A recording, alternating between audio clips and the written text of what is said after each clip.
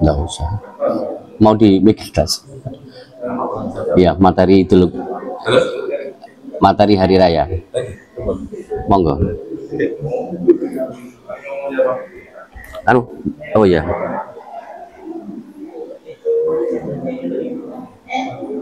Yang bawah dipencet, yang atas di itu. Anu, matikan. Itu dimatikan. Yang bawah dipencet. Ya. Cek, cek.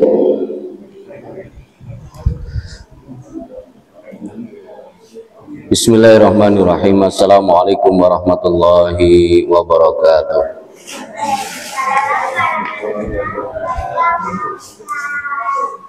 Alhamdulillah, alhamdulillahilladzi arsala rasulahu bil huda wa dinil haqq liyudhhirahu 'ala dini kulli wa kafa billahi syahida. Asyhadu an la ilaha illallah wahdahu la syarika lah iqraran bihi wa tauhida, wa asyhadu anna Muhammadan abduhu wa rasuluhu sallallahu alaihi wa ala alihi wa sallam taslima mazida. Amma ba'du.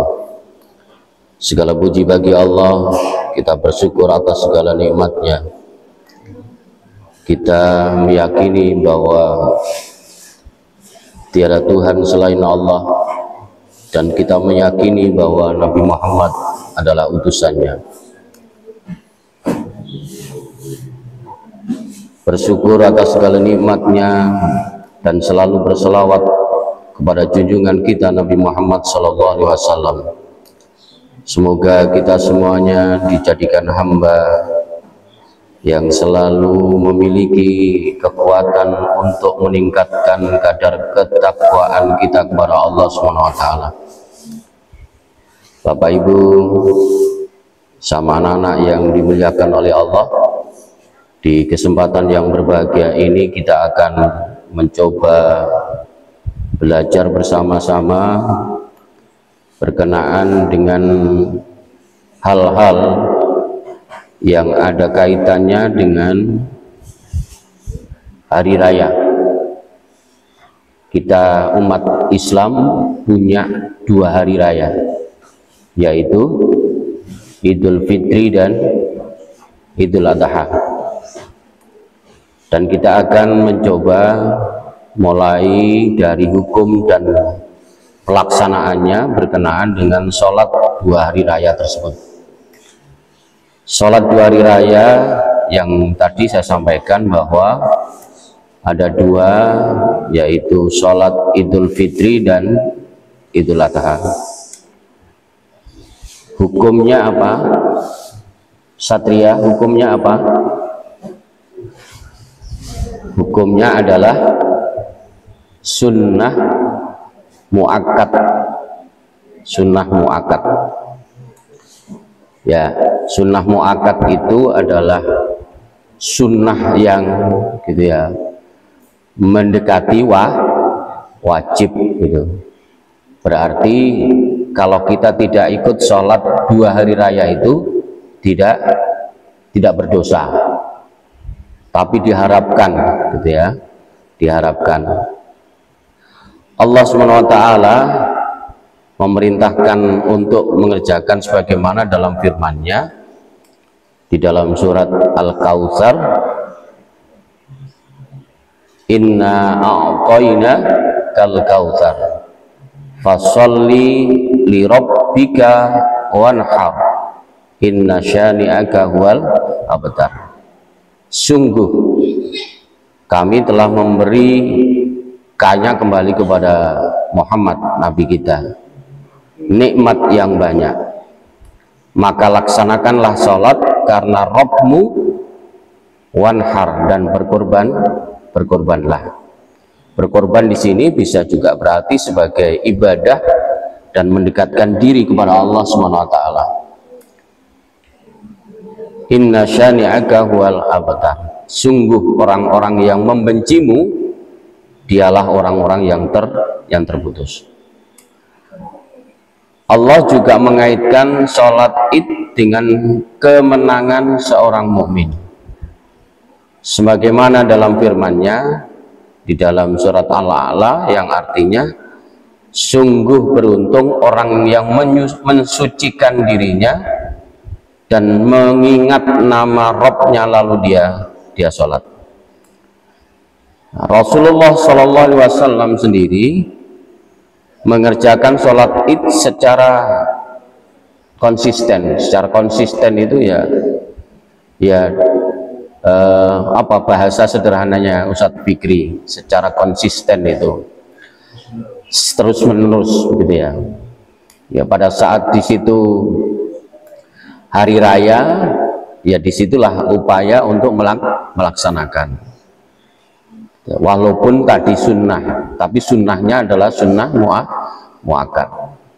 Sama halnya untuk orang laki-laki yang sholat jamaah, sholat jamaah di musola atau di masjid terdekat, itu hukumnya sunnah, yaitu sunnah muakkad. Ya kalau kita dengar kisah sahabat yang buta pernah bertanya kepada Rasulullah, ya Rasulullah, rumah saya ini ya lumayan jauh gitu ya, saya buta dan sebagainya. Maka Rasulullah bertanya gitu ya, apakah kamu mendengar azan gitu ya? Iya, saya mendengar azan. Maka juga dianjurkan untuk sholat jamaah gitu. Dan sholat ini pun juga bisa dijadikan sebagai syiar agama kita, agama Islam. Makanya dari saudara-saudara kita itu banyak melaksanakan di tanah lapang atau di lapangan. Bahkan orang yang perempuan yang haid saja itu juga disunahkan untuk mendatangi, walaupun di situ tidak sholat. Ya. Lah waktunya kapan? Waktunya adalah yaitu dari matahari sepenggalan naik sampai sebelum tergelincirnya matahari.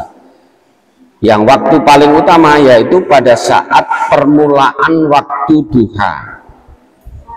Waktu duha. Kalau di sini ditandai dengan sholawat ya, dengan sholawat ya, yang secara otomatis itu ya. Tuh. Agar orang-orang bisa, kalau pada saat permulaan waktu duha itu bagi orang-orang yang saat Idul Kurban bisa menyembelih sesegera mungkin. Dan biasanya Idul Fitri itu lebih awal, lebih pagi. Oke. Lalu adab-adabnya apa saja? Ini yang perlu kita perhatikan, yang insya Allah kita akan melaksanakan sholat Idul Fitri besok pagi. Ya, insya Allah kan nggak diundur hari rayanya ya, atau ditunda, gitu tidak ya, insya Allah. Karena kita sudah melaksanakan sholat puasa Ramadan. Yang pertama adalah mandi, ya, mandi. Ya, ada yang bilang dianjurkan mandi besar. Ya, apa mandi besar itu, Satria? Tahu Satria mandi besar? Airnya besar gitu ya. Mandi ya, mandi besar itu ya mandi pada saat sama seperti pada saat kita mungkin dalam kondisi junub, ya. Tata caranya yaitu apa?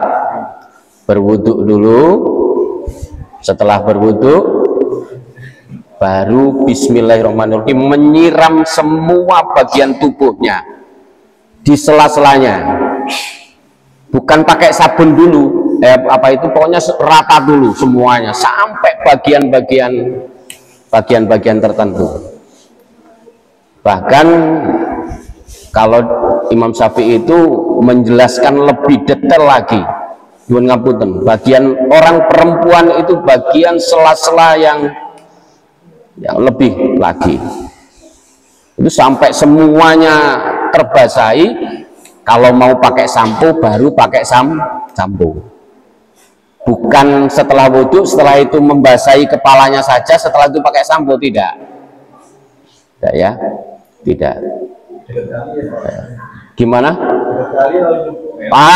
Kalau dulu saya Pak Wahid, saya itu di Mojokerto itu, kalau tidak sama seperti sungai yang sekarang ini yang ada di Bedadung itu, di sana itu Belombangan itu tadah air hujan, dan itu kebiasaan paling enak itu, betul, mlebu nang kali, apalagi punya kolam renang. Di sini ada yang punya kolam renang ya?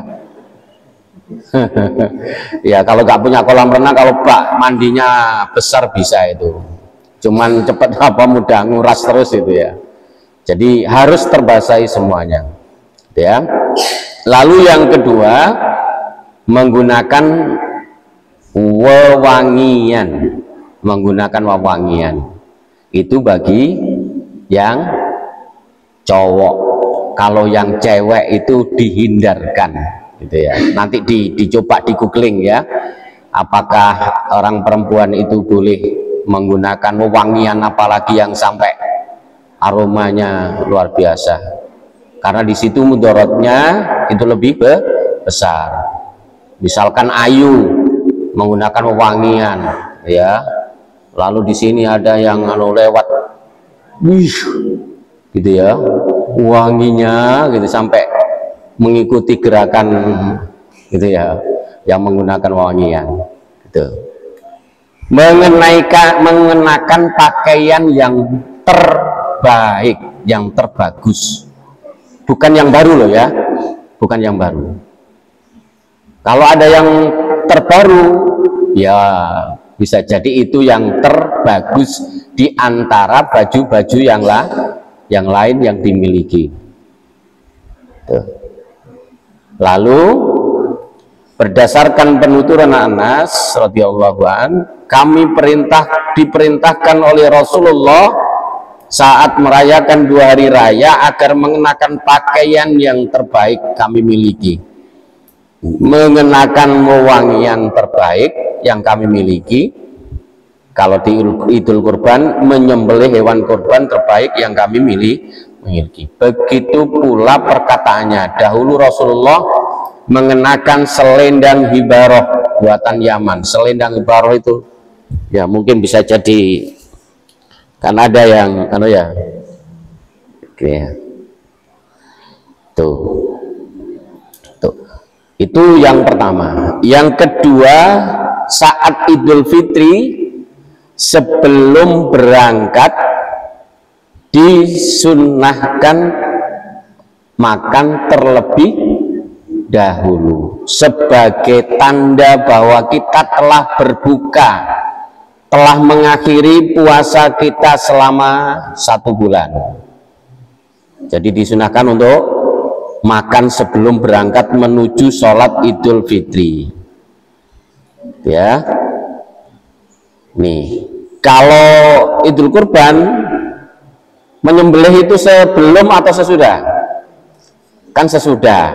Nah, kalau Idul Kurban makannya setelah, ya biasanya setelah penyembelihan, tapi nggak kuat ya, karena selesainya biasanya sampai siang, gitu ya. Itu yang kedua. Dan yang berikutnya, bertakbir di 2 malam Id. Untuk Idul Adha berlangsung sampai akhir hari tasyrik. Hari tasyrik itu kan 10 Dzulhijjah, berarti 11, 12, 13 ya. Adapun Idul Fitri sampai imam datang untuk memimpin sholat ya, dengan bertakbir. Insya Allah kalau lafaz takbirnya semuanya tahu gitu ya. Allahu Akbar, Allahu Akbar, la ilaha illallah, wallahu akbar, Allahu Akbar, walillahil hamd. Ya, ada yang takbirnya Allahu Akbarnya 2 kali, ada yang ada yang 3. Lah, hukum takbir adalah sama seperti tadi, seperti kita melaksanakan sholat Idul Fitri atau Idul Adha, yaitu sunnah muakkad. Ya, disitulah kita mengagungkan Allah, ya, membesarkan nama Allah. Tuh. Lalu yang keempat berikutnya, berangkat menuju tempat sholat lewat satu jalan dan pulangnya lewat jalan yang lain. Kalau Mas Nafi biasanya lewat sini banyak, nanti pulangnya lewat sana selatan. Kalau Pak Wahid biasanya tembus sini, nanti pulang Bintoro ya, lewat Bintoro ya.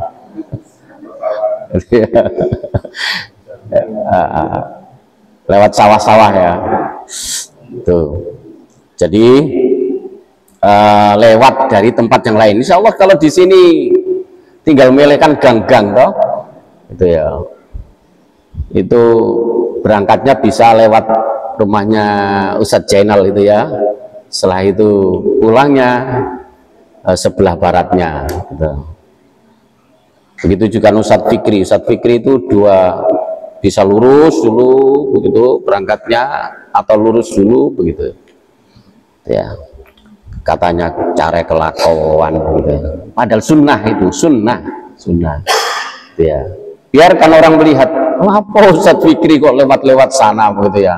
Ada apa gerangan begitu ya. Tidak usah curigai, memang itu disunahkan ya. Kalaupun ada yang mencurigai atau mungkin yang mempertanyakan, itu karena tidak tahu.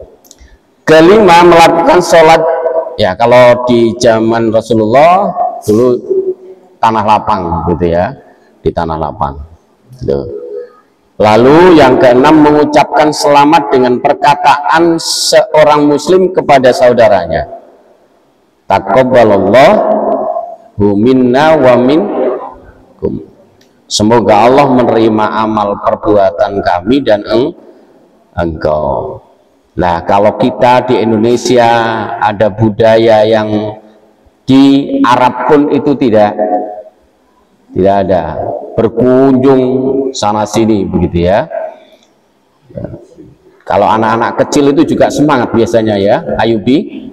Kalau Idul Fitri semangatnya apa? Bersilaturahmi ya. Ya, nanti kalau nggak dikasih biasanya toleh gitu ya. Ingat, itu bukan tujuan ya, tujuan utama, itu bonus ya, bonus.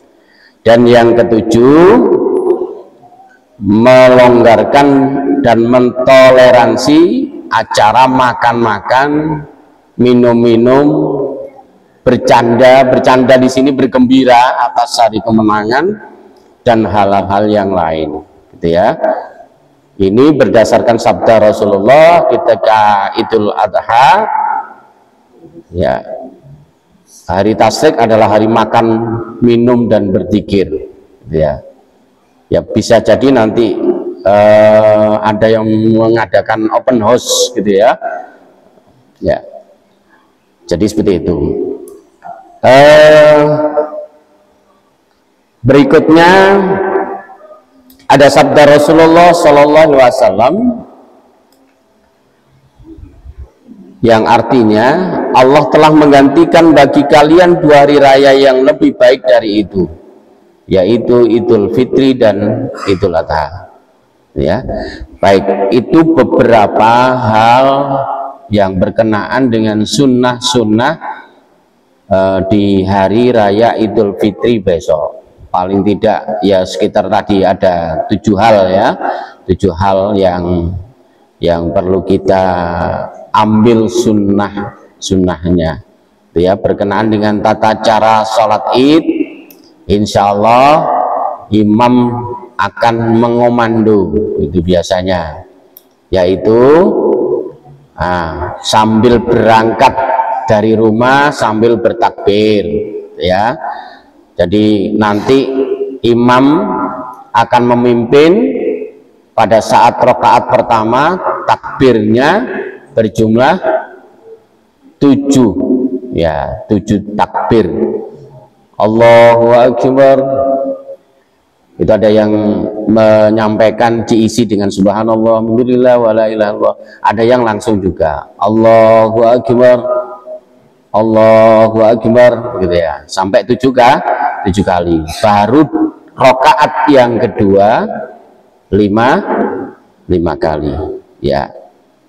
Jadi itu mungkin yang bisa kita pelajari. Mudah-mudahan kita yang insya Allah hari ini adalah hari terakhir kita berpuasa, dan alhamdulillah insya Allah sama ya, kecuali ada yang sudah melaksanakan Idul Fitri 2 hari yang lalu atau 3 hari yang lalu itu saja ya, 2 hari yang lalu ya, itu sudah melaksanakan sholat Idul Fitri ya.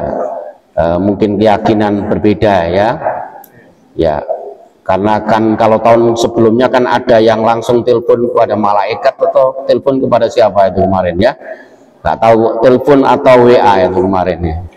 Jadi seperti itu. Dan kita juga mengikuti pemerintah yang menentukan insya Allah untuk 1 Syawal jatuh pada tanggal 31 Maret. Itu saja, dan yang terakhir mudah-mudahan amal ibadah kita diterima oleh Allah Subhanahu wa taala dan kita disampaikan di bulan Ramadan untuk berikutnya. Dan lagi pesannya, setelah puasa bulan Ramadan kita dianjurkan puasa 6 hari di bulan Syawal.